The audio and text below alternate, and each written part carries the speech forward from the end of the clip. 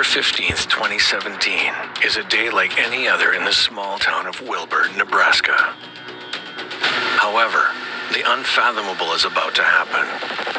24-year-old Sydney Loofe is about to vanish. People don't want to believe that it actually could happen in their town. And in this situation, it did. A crime like this doesn't typically happen in a small town. Investigators are quick to act, but the deeper they dig, the more bizarre the case becomes, until a horrifying truth is revealed. One that leaves a small town in shock and a family broken beyond repair.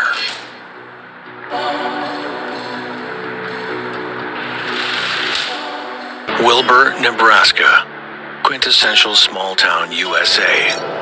With a population of about 1850, its claim to fame is being the official Czech capital of the United States, as per a decree signed in the 1980s by then-President Ronald Reagan. A lot of people don't really know much about Wilbur other than the fact that we come here for Czech days. The town still lives up to its heritage by hosting an annual Czech festival every August, celebrating its European roots. A mere 45 minutes from Wilbur, north on Highway 77, is the state's capital, Lincoln. Ripe with numerous museums, galleries, and the oldest university in the state. Wilbur is a small town, but it's located on the outskirts of the state capital, Lincoln, Nebraska. So that means that while it itself is a small town, it's located very close to the culture and the attractions that are present in a capital city. The city of approximately 290,000 inhabitants is where 24-year-old hardware store cashier Sydney Loofe calls home. Sydney hails from Neely, Nebraska, about 2.5 hours from Lincoln, where she grew up like most small-town children, with a budding love for the outdoors. From sledding with her mother and younger sister to fishing with her father and older brother, Sydney thrives in staying active. However, her athletic lifestyle takes an unfortunate turn in her teenage years when she develops scoliosis, a curvature of the spine that can cause severe pain. After her diagnosis, Sydney reevaluates her passions and makes the choice to move to Lincoln, where she lives with her cat Mimsy and works as a cashier at the hardware store. A dedicated employee, she's instantly loved by coworkers and customers alike, and excels at her job. Well, Sydney was a young adult, really trying to find her way in life. She, just kind of did things that 24, 25-year-olds did, still trying to figure out exactly what she was hoping to do and where she was hoping to go, but making a living, having fun, and meeting new people while she was living here. Not only does she care deeply for her work, but Sydney finds joy in helping others. She often goes out of her way for friends who find themselves in a bind. She opens her own home on more than one occasion to help people who simply need a fresh start. She constantly puts others ahead of herself. She's the kind of person who never gives a second thought about taking someone in during their time of need. Sydney, like most young adults with their entire lives ahead of them, is slowly figuring out her purpose. While she finds solace in giving to others and in her love of animals, she still wants something more. She longs for a companion, someone to share experiences with. Sydney Loofe is 24 years old. She wants to meet new people, so she decides to use a dating app to meet other local singles. Dating apps are essentially programs that people have that allow them to select people they're interested in. And if two people ultimately select each other, they would be connected through the app, at which point they'd be allowed to start messaging each other. After several months on the app and a few unsuccessful dates, Sydney and another user match. And it isn't long until they have their first date on the night of November 14th, 2017.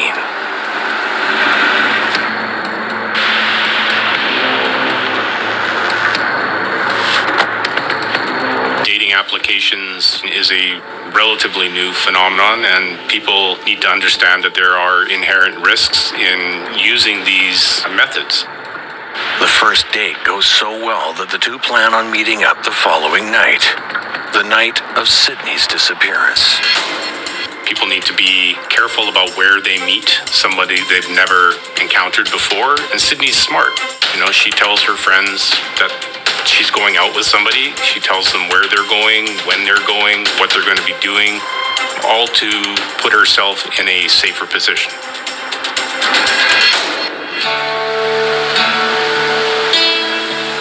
November 15th, 2017 starts out like any other day for Sydney Loofe. She works a shift at the hardware store during the day, then heads home to get ready for her second date with her dating app match. At 6:54 p.m., Sydney's phone buzzes. Her date has arrived to pick her up. Sydney grabs her purse and gives herself a nervous final glance. This is what she's been looking forward to. Excited, she heads outside.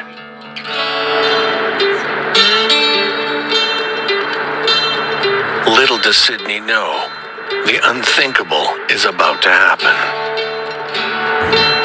No one can predict the unspeakable horrors that are about to befall this innocent young woman.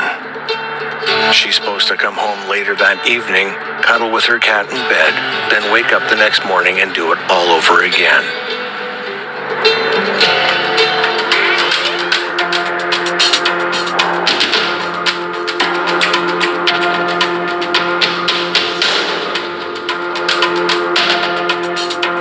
Instead, her life and the lives of others who love her are forever changed when Sydney Loofe disappears.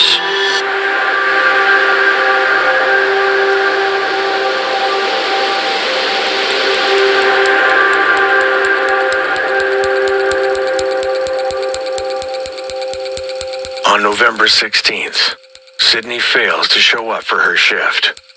Something that's extremely out of character. She's never missed a work day without calling in. This is the kind of case you hear about on the news and think, this kind of thing doesn't happen here. It shouldn't happen here.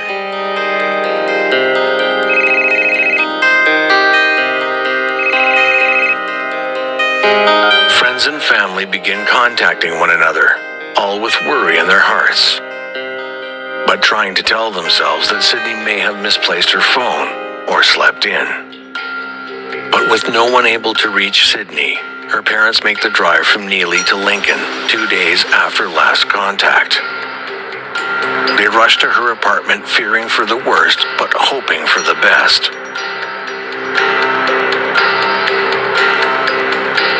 What they find inside confirms their deepest fears.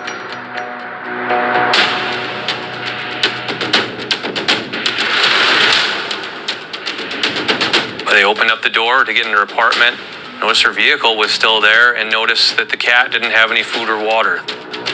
Now, Sydney loves this cat, and so they immediately know that something's wrong because she would never leave it alone without any sustenance. She talked to her parents pretty often. They were pretty close. They hadn't heard from her. They called police almost immediately after that. The immediate time after somebody is reported missing, it's very important. The police need to act quickly. Those first few hours are precious in terms of the investigation.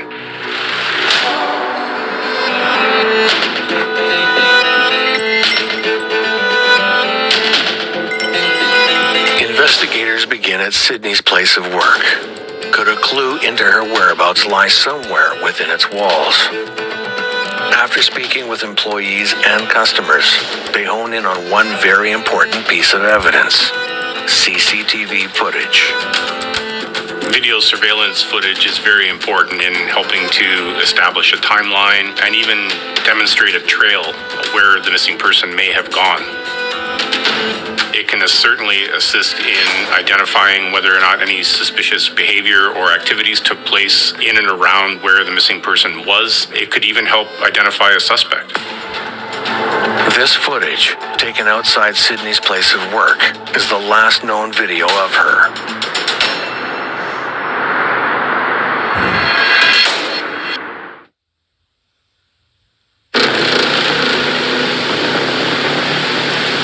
Sydney Loofe grew up in small-town Nebraska.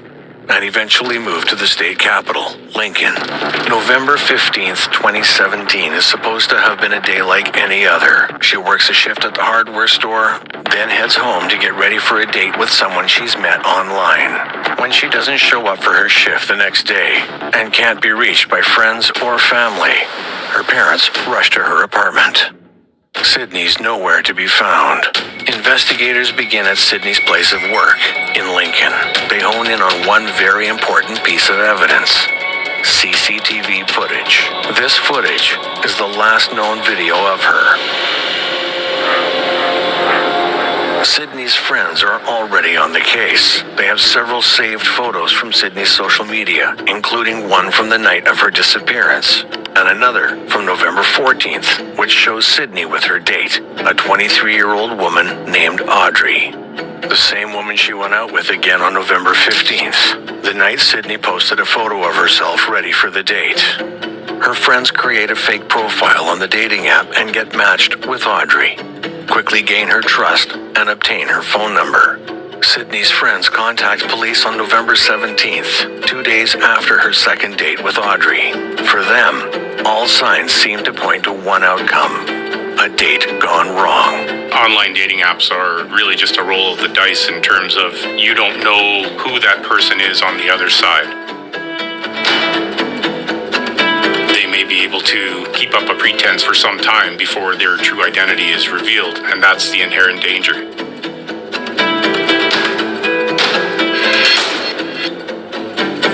After several attempts, police finally get a hold of Audrey. She confirms that she and Sydney went on 2 dates, the first on November 14th and the second on November 15th, but that she hasn't heard from Sydney since. During a second phone call with police the next day, on November 18th, Audrey claims that on the night of the 15th, she picked Sydney up from her apartment and that they drove around Lincoln and smoked marijuana. Then she dropped Sydney off at a friend's house. She claims they made plans to see each other again the following day, but hasn't heard from her since.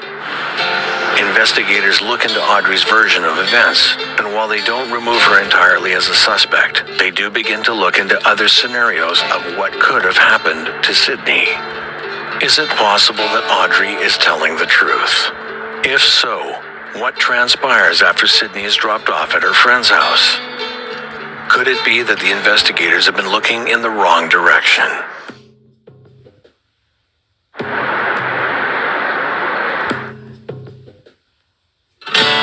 As the clock ticks down, the days pass by without any news on Sydney. The closest to her begin to fear the worst.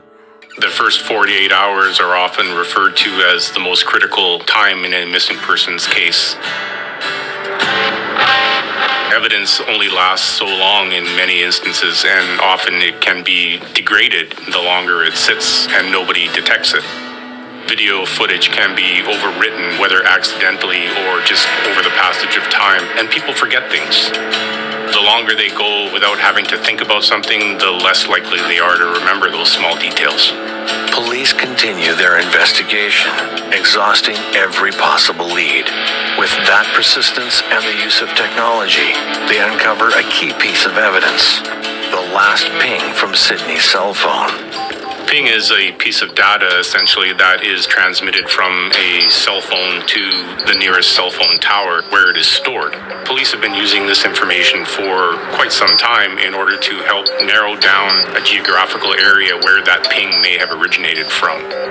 This particular ping shows Sydney in Wilbur, Nebraska, the night of her disappearance, a small town with a population of 1850. It's the kind of place where everyone is on a first-name basis, a place where secrets are hard to keep. Back in Lincoln, police try to locate another ping, but with no luck. They come to the conclusion that her cell phone's either been turned off or destroyed. With a possible location uncovered, investigators are still at a loss. The days have turned into weeks, and Sydney is still missing. With only one person of interest who maintains their story and no other evidence, the outcome into finding Sydney is beginning to look grim. There's nothing worse than not being able to find the answers for the family of a missing person. No investigator wants to allow their case to grow cold. While Sydney's family struggles to come to terms with her horrendous reality, the whole state of Nebraska is on high alert for either Sydney herself or anyone who may have more information into her whereabouts. Friends create the Finding Sydney Loofe social media page as a way to help the investigation and to receive tips, while also spreading the word about Sydney. And as the investigation continues, Sydney's hometown of Neely bands together. At Sydney's former high school, about 250 people gather for a candlelight vigil with hope of Sydney's safe return. Sydney's family does not attend. They find it too difficult. Posters are spread all throughout the state. Billboards are erected.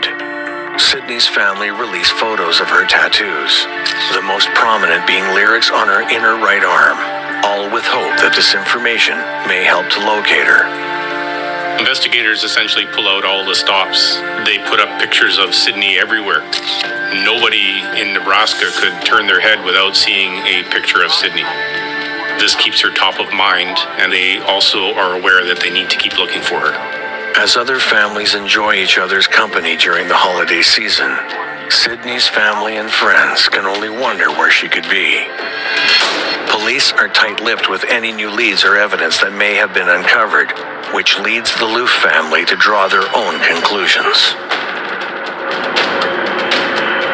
The Loofe family believes Sydney has been abducted. If this theory proves to be true, who could have taken Sydney? And what could their intentions be? Mob Tube. El Momo of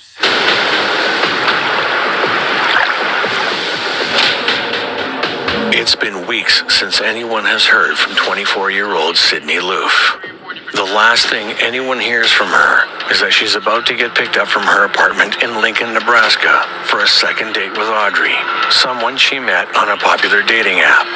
Audrey claims that after their date on November 15th, she drops Sydney off at her friend's house. Her parents go to her apartment. There, they find a cat without food and water, and that's when they know something horrible has happened. After discovering Sydney's latest cell phone ping in the small town of Wilbur, police have a theory regarding her whereabouts, but are keeping it to themselves, leaving Sydney's family to draw their own conclusions. They believe Sydney may have been abducted.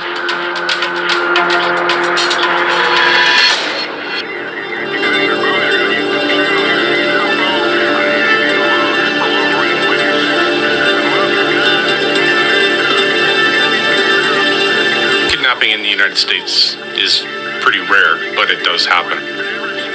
Human trafficking these days is generally the reason kidnappings occur, whether it's to lock somebody into the sex trade, for example, or forced labor market. With no concrete evidence and no sightings, the family can only hope that Sydney is okay. But police have a suspect, one who's been in front of everyone's noses all along.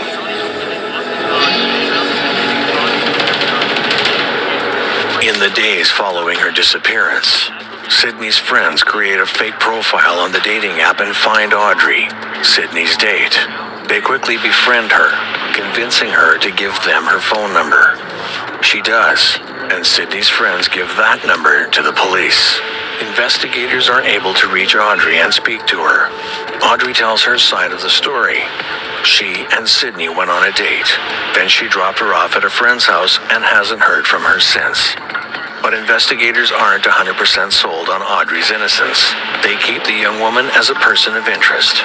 And it isn't long before their patience pays off.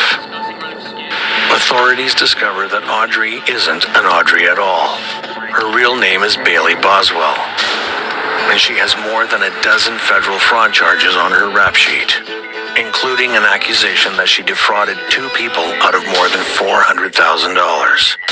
In total, she has more than 14 counts against her, and each of those comes with the possibility of up to 10 years in prison. Those charges, and the fact that she's the last person to see Sydney Loofe, are enough to bring her in for questioning.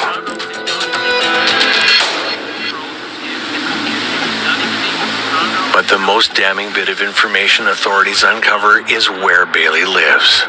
In a basement apartment 45 minutes south of Lincoln, in the small town of Wilbur, Nebraska. The same small town where Sydney's cell phone last pinged. For the first night, they went out and smoked some weed, kind of got to know each other, and I believe that was that. The second night is when they ended up actually going back to the apartment in Wilbur, which is where everything happened after that.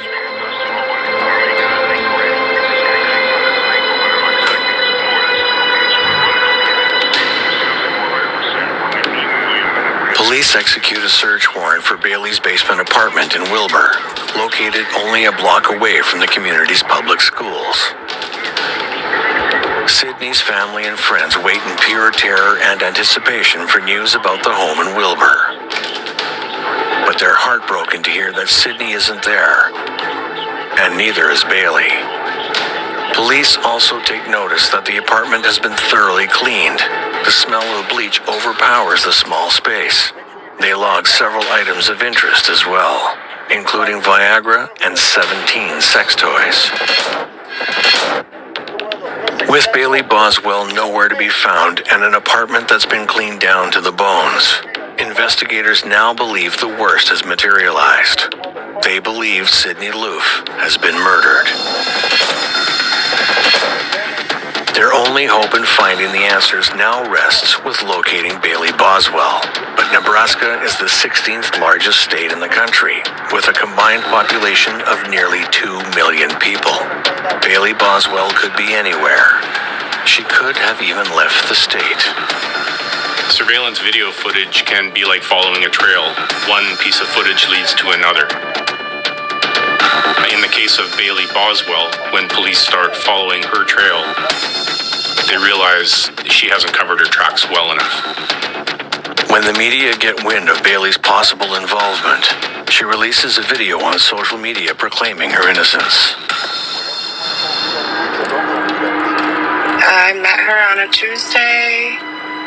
We drove around Lincoln, smoked weed, had a great time. We hit it off. I dropped her off at home, picked her up the next night at her house. We made our way to my house where we smoked.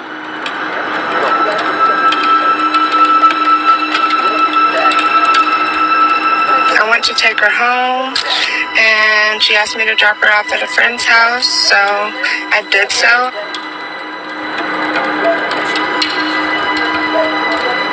I haven't heard from her since. I didn't have anything to do with this, and I hope that Sydney is found very soon. She is a sweet, amazing girl. Little does Bailey know, she's left a trail. The police use the closed-circuit TV footage from various shops and stores to follow her as she tries to evade authorities.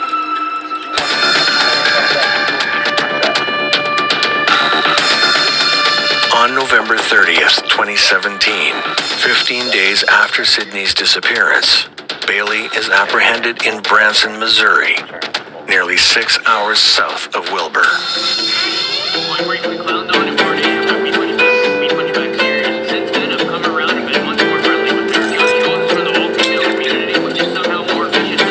Yet as police take her into custody, and as they further review the surveillance footage of the many hotels and stores where Bailey has been caught on camera, they make a shocking discovery. In all of the footage, Bailey isn't alone.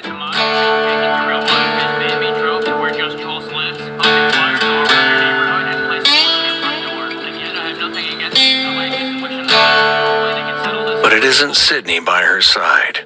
It's an older man, 51-year-old Aubrey Trail.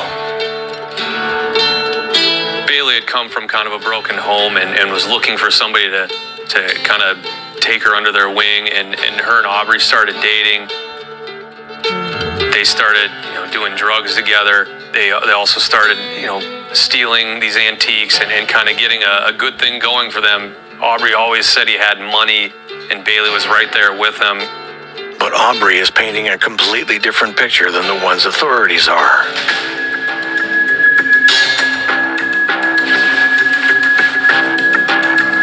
We spent the last few days watching ourselves being slammed and crucified in the newspapers, and we thought it was time we had our say. The police department apparently wants everyone to believe that we're hiding, that we haven't talked to them, that we're avoiding them.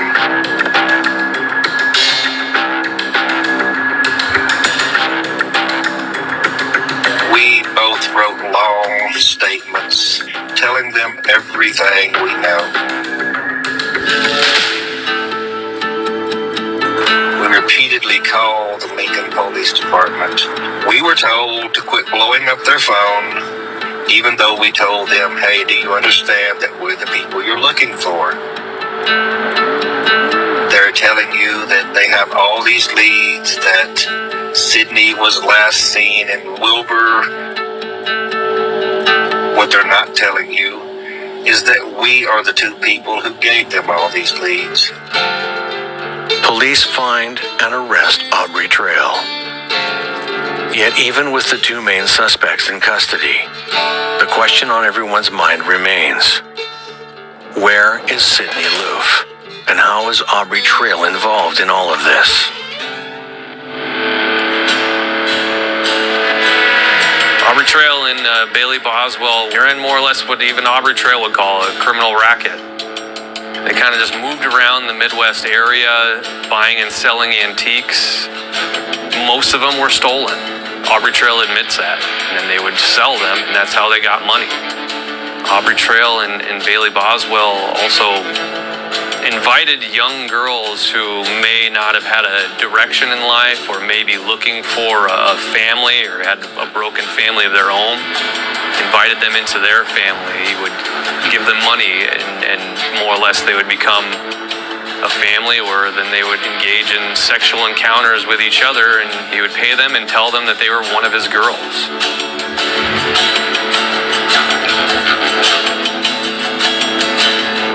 They bounced around the Midwest a lot, mostly keeping their home base for the time period in Wilbur, but they had lived around in other places throughout the Midwest.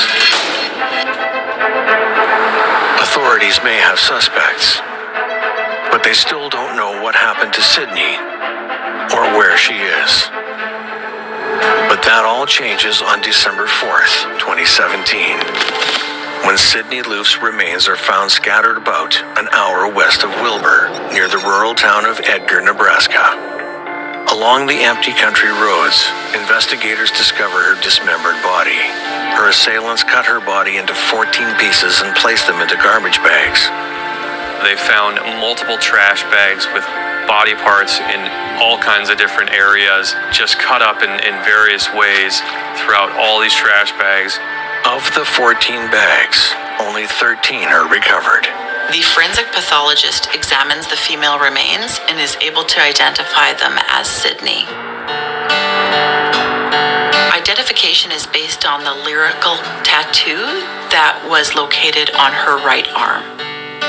They also determined that Sydney's cause of death was from asphyxiation, as there were signs of petechial hemorrhaging. From this, it is concluded that somebody strangled Sydney to death before dismembering her body.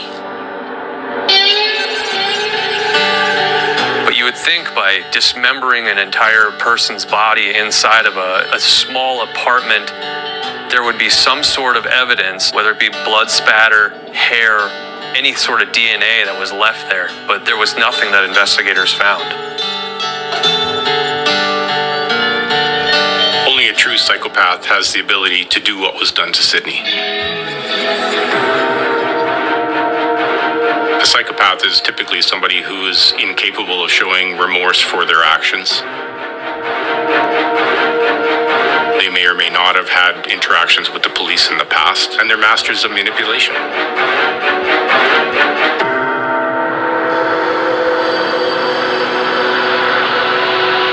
Though the outcome is not what everyone's hoping for, With 2 suspects in custody and enough evidence to convict them, a light shines through the darkness, and the trials can begin.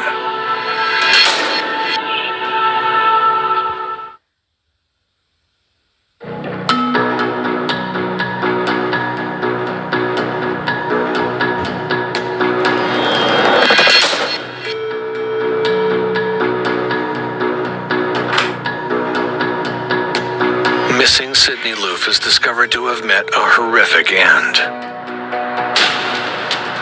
Police have her last known contacts, Bailey Boswell and Aubrey Trail, in custody and have brought them to trial. I didn't have anything to do with this, and I hope that Sydney is found very soon. She is a sweet, amazing girl. Family and friends wait with bated breath to find out what really happened to Sydney.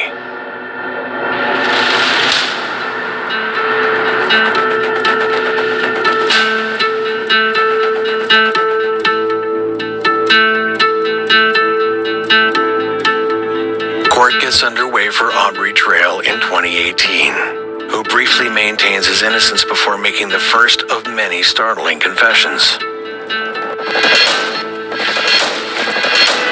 In February of that year, he admits to causing Sydney's death, but claims it's an accident. The court has to consider all the evidence that's presented to the court. So if Aubrey says that it's an accident, that's definitely something that the court has to weigh whether or not they think that that's what likely occurred. If it is determined by the court that it was an accident, it could certainly lead to a lesser charge, manslaughter, criminal negligence, or something that has to do with tampering with a body after death.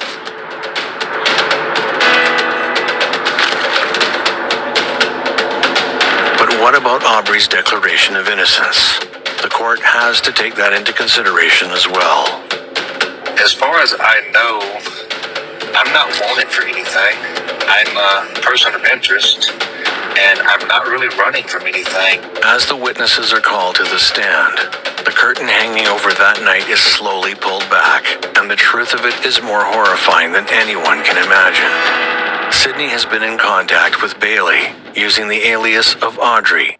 Bailey and Sydney met on social media in November of 2017, more or less just looking to go out on a date. On November 14th, the 2 women have their first date. They were going to maybe go out and smoke some weed, kind of get to know each other. Things go well enough for them to agree to a second date the following night. Bailey had brought Sydney back to the apartment.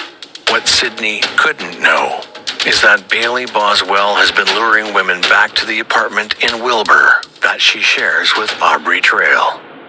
Aubrey claims to have paid Sydney $5,000 to fulfill a sexual fantasy of his that involves strangulation.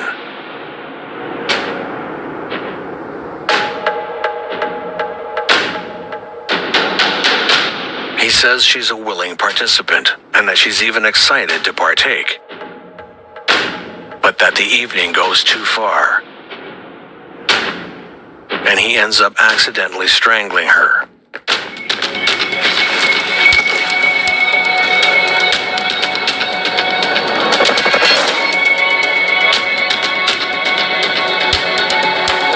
In a state of panic, Aubrey makes the choice to dismember Sydney. Somehow he dismembers the body, drains all the blood, and it's all cleaned up so there's no evidence of her blood even being in the apartment. Aubrey divides her remains into 14 garbage bags, then drives around the Nebraskan countryside.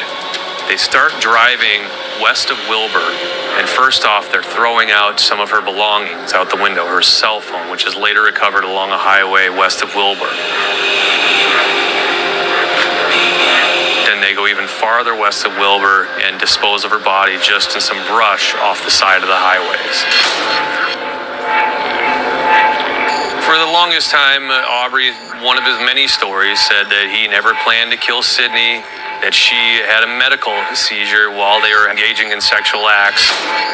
He just happened to feel like the best way to get her out of the apartment after she died was to cut her up because he couldn't carry her over his shoulder out the apartment and somebody would see her. So he said that this was a spur-of-the-moment thing.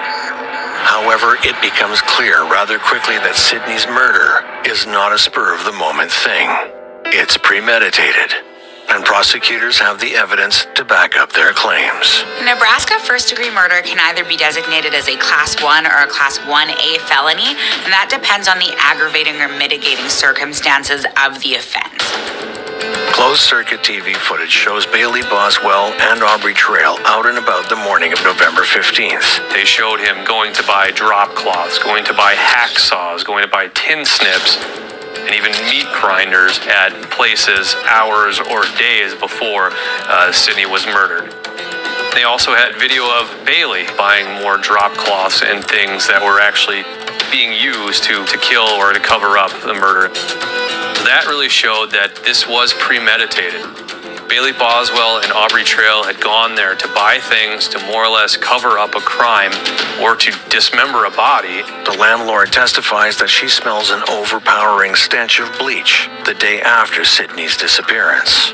During the autopsy, the forensic pathologists spot markings on Sydney's bones that are consistent with the hacksaw, the same hacksaw that the perpetrator purchased. Her remains also show a sign of a struggle, which indicated that she attempted to fight back. The footage clearly shows the two suspects purchasing these items, but the most chilling footage of them all is when Aubrey Trail walks through the door of Sydney Loofe's work, just as she exits. She doesn't appear to notice him, but he notices her.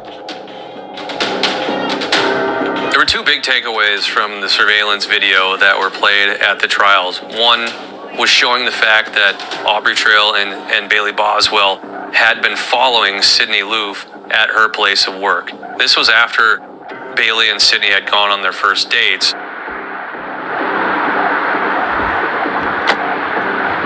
Aubrey was aware of her. We do not think that Sydney was aware of who Aubrey was. So as he's walking in, she can be seen kind of walking out, and he's turning around, more or less stalking her, kind of checking her out, just to get a good glimpse of her, to figure out if she might be good for their family, so to speak. So in this case, they're also charged with conspiracy to commit murder as well as improper disposal of human remains. So those certainly are aggravating circumstances, and if it's designated as a Class 1 felony, that could potentially lead to the death penalty, whereas a Class 1A penalty would be more likely to result in a sentence of life imprisonment. After months of proceedings, Aubrey Trail continues to cling to the story that Sydney's murder is an accident, and adds that Bailey Boswell has nothing to do with it.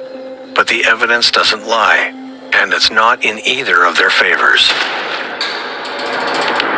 So, in a last-ditch attempt to shift the blame to himself, Aubrey sneaks a razor blade into the courtroom, declares Bailey's innocence once more. Bailey is innocent and I curse you all.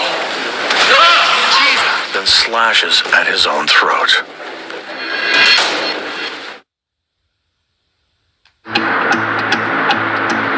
Bailey Boswell and Aubrey Trail are convicted of the murder of Sydney Loofe. And after slashing his throat in court while trying to clear Bailey's name, the trial continues on without Aubrey. And as for the claim that Bailey has nothing to do with Sydney's murder, I gave her my number. I haven't heard from her since. What actually happened in that apartment, we don't really know. But to say that Bailey Boswell had no part in it, I think is completely false. I really don't even know what else to say. I didn't have anything to do with this, and I hope that Sydney is found very soon. She is a sweet, amazing girl. She had as much of a part in disposing of the body as Aubrey Trail did. She can't sit there and say that she was just an innocent party when she allowed this to happen. She didn't cover her ears and eyes for days and days. Starting with luring Sydney to dismembering the body, disposing of the body, and then ultimately being on the run for days after that. with Aubrey's trial wrapped and his verdict to come, Bailey's trial begins. As more witnesses take the stand, the events portrayed in Aubrey's trial take a twisted and unexpected turn in Bailey's. painting an even clearer picture of their lifestyle, and claiming that the two accused have a mutual goal in mind: to take an innocent life. Bailey Boswell uses a popular dating app as a means to lure women to Aubrey Trail and into their self-proclaimed cult. Witnesses claim that Aubrey calls himself the Daddy Vampire, and that the women he and Bailey bait are his wishes. Bailey talked to a lot of the girls in their so-called family about killing, and did talk to them about how she was almost excited about killing. And even would talk about one of their girls killing another one of their girls. Aubrey allegedly believes that by taking a life, the cult will be granted magical powers. And the innocent life they choose to take to fulfill their sick fantasy is none other than Sydney Loofe.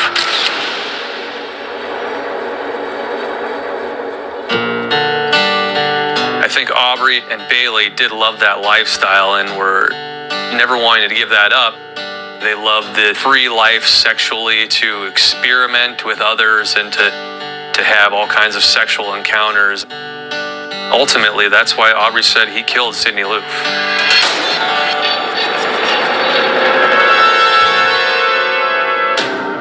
In 2019, Aubrey Trail is found guilty of criminal conspiracy to commit murder in the first degree. 2 years later, on June 9th, 2021, a three-judge panel sentences Aubrey Trail to death for the killing of Sydney Loofe. Murder in the first degree, a Class 1 felony. The defendant is sentenced to death, making him inmate number 12 on death row in Nebraska. On October 14th, 2020, it takes the jury only 3.5 hours to reach Bailey Boswell's verdict: guilty of first-degree murder, guilty of conspiracy to commit murder, and guilty of improper disposal of human remains.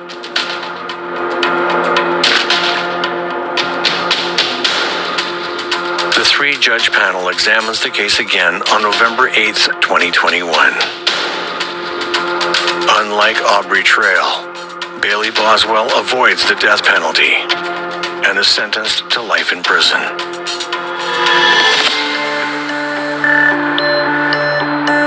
24-year-old Sydney Loofe had her whole life in front of her. She cared for others more than she cared for herself. She loved animals, her family, and her job as a cashier. Her memory lives on in the communities of Nebraska that she called home. I would say Wilbur is different somewhat now because people know this stuff can happen in your town. It's not just a big city, and something this horrific did happen right there, and they had to drive by those areas every day. Several benches around the state are named in her honor, all to ensure that Sydney Loofe and her vibrant, giving spirit will never be forgotten.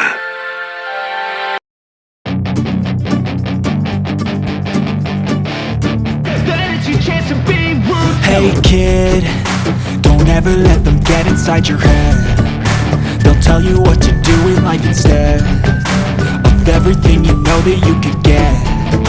Don't let them guide your life towards regret.